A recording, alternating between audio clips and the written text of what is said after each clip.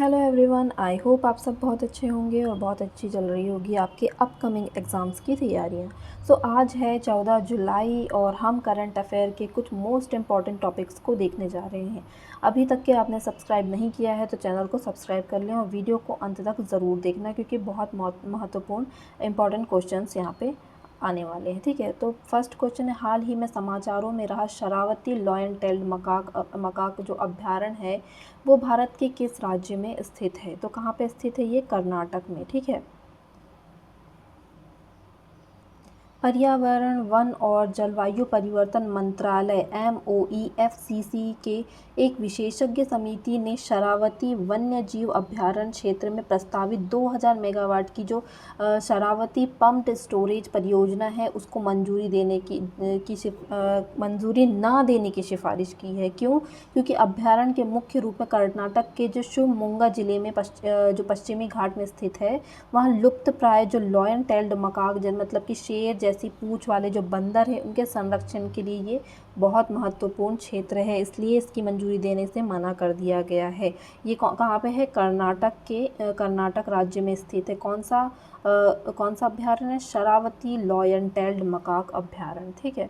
इसके बाद second question है, भारत की पहली हाइड्रोजन संचालित पैसेंजर ट्रेन जुलाई 2026 के किस राज्य में जींद से हरी झंडी दिखाकर रवाना की जाएगी? कहाँ से की जाएगी ये? हरियाणा से। भारत में पर्यावरण अनुकूलन और हरित ऊर्जा को बढ़ावा देने के लिए हरियाणा के जींद से देश की पहली हाइड्रोजन ट्रेन का संचालन शुरू होने जा रहा है। ये ट्रेन शून्य उत्सर्जन ज़ीरो एमिशन तकनीक पर काम करती है, जिसमें पुराने डीजल इंजनों को advanced clean hydrogen fuel cell और लिथियम बैटरी आर्किटेक्चर में बदला गया है। कहाँ से चलेगी ये? जींद से झंडी दिखाकर कहाँ से? हरियाणा से ये चलेगी। ठीक है। इसका मेन पॉइंट क्या है? इसका जो ट्रेन है वो हाइड्रोजन से चलेगी और उसकी तकनीक क्या है कि ये शून्य उत्सर्जन, मतलब कि ट्रेन जो शून्य उत्सर्जन तकनीक पर काम करेगी। ठीक है।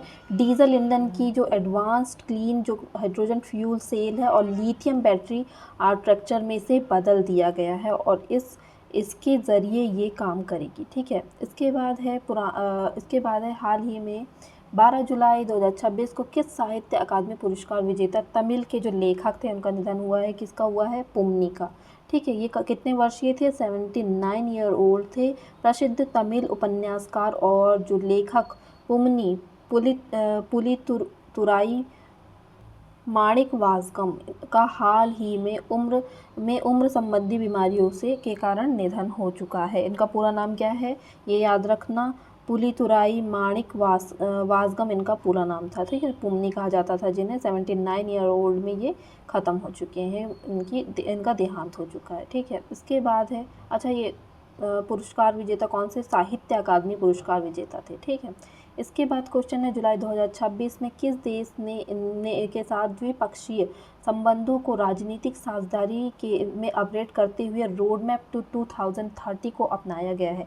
किसके साथ अपनाया गया है ये? न्यूजीलैंड के साथ। ठीक है। भारत और न्यूजीलैंड ने अपने संबंधों को एक ऐतिहासिक स्तर पर ले जाते हुए जो सामरिक साझेदारी की घोषणा की है, इसके तहत रोड मैप टू 2030 को मंजूरी दी गई है। दोनों देशों के बीच रक्षा सहयोग इंडो पैसिफिक क्षेत्र में सुरक्षा, कृषि उत्पादकता और व्यापारिक विस्तार को मजबूत करना है इसका काम। ठीक है। रणनीतिक साझेदारी अपनाते हुए जो भारत है वो न्यूजीलैंड के साथ अपना ऐतिहासिक जो संबंध है वो मजबूत करने जा रहा है। इसके बाद क्वेश्चन है, स्पेन के सुबेर ग्रुप ने 13 जुलाई को मध्य प्रदेश के किस सेक्टर में $2 बिलियन लगभग 16,000 करोड़ निवेश करने की घोषणा की है?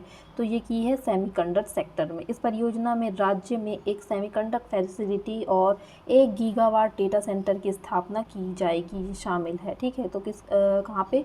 सेमीकंडक्टर सेक्टर में जो स्पेन के जो सुबेर ग्रुप है इन्होंने $2 बिलियन का इन्वेस्ट किया है।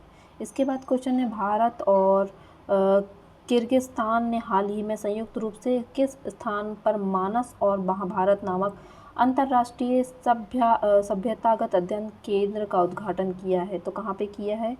बिश्केक में। यह केंद्र किर्गिस्तान की राजधानी में दोनों देशों के बीच ऐतिहासिक और सांस्कृतिक संबंधों को मजबूत करने के लिए स्थापित की गई है। इसके बाद है क्वेश्चन, जुलाई में केंद्रीय मंत्री भूपेश यादव मानव वन्य जीव संघर्ष पर भारत का पहला उत्कृष्टता केंद्र कहाँ उद्घाटित किया है? तो कहाँ किया है? कोयम्बटूर तमिलनाडु। ठीक है, केंद्रीय पर्यावरण मंत्री तमिलनाडु के कोयम्बटूर में wild life industry of India Salim Ali centre for ornithology and natural history VIISAC on में इस सेक्टर का उद्घाटन किया। इस केंद्र का मुख्य काम तनाव और वन्यजीवों के बीच बढ़ते संघर्षों को वैज्ञानिक और साक्ष्य आधारित डेटा के जरिए कम करना और इसके साथ ही राष्ट्रीय पोर्टल लॉन्च करना भी था। ठीक है, तो ये कौन सा पहला उत्कृष्ट केंद्र था? पहला जहां उद्घाटित हुआ ये कोयम्बटूर तमिलनाडु। ठीक है, इसके बाद है थमीराबरानी नदी, जो हाल ही में बड़े पैमाने पर प्रदूषण के मामलों के कारण मद्रास उच्च न्यायालय की टिप्पणियों की वजह से चर्चा में रही। किस राज्य की एकमात्र बारामसी जो नदी है वो किसकी है? तमिलनाडु राज्य में बहती है और पश्चिमी घाट की पोथी गई पहाड़ियों से निकल गिरती है। इस नदी के पानी में तांबे मतलब कॉपर की मौजूदगी के कारण इसका रंग हल्का लाल होता है।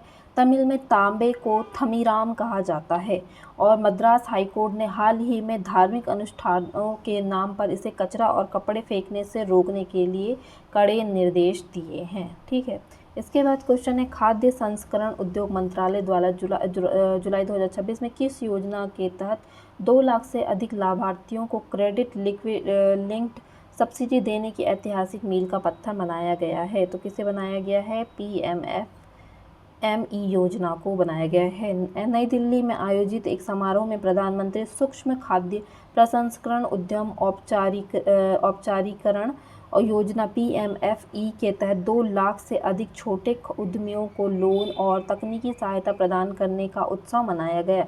यह योजना असंगठित खाद्य प्रसंस्करण क्षेत्र को मुख्य धारा और बैंकिंग जो अर्थव्यवस्था से जोड़ने का काम करती है। कौन सी योजना है? PMFME। ठीक है, 2 लाख अधिक लाभार्थियों को क्रेडिट लिंक्ड सब्सिडी देने का ऐतिहासिक मील का पत्थर अभी बनाया गया है। ठीक है, इसके द्वारा प्रधानमंत्री जब वहाँ पे गए थे उनके द्वारा। ठीक है, इसके बाद 12 जुलाई 2026 को किस भारतीय शहर ने 1 घंटे में 3.61 लाख पौधे लगाकर गिनीज वर्ल्ड रिकॉर्ड में अपना रिकॉर्ड बनाया है? किसने बनाया है? ये अहमदाबाद ने। अहमदाबाद संरक्षण को बढ़ावा देने के लिए गुजरात के अहमदाबाद शहर के भदाज में यह उपलब्धि हासिल की गई है। 3.61 लाख पौधे लगाकर गिनीज वर्ल्ड बुक में अपना नाम दर्ज करवाया है। किन्होंने? गुजरात के अहमदाबाद शहर में। ठीक है, थैंक्स फॉर वॉचिंग। अगर आपको अभी की वीडियो अच्छी लगी है तो सब्सक्राइब करना ना भूलें और चैनल को लाइक ज़रूर कर देना।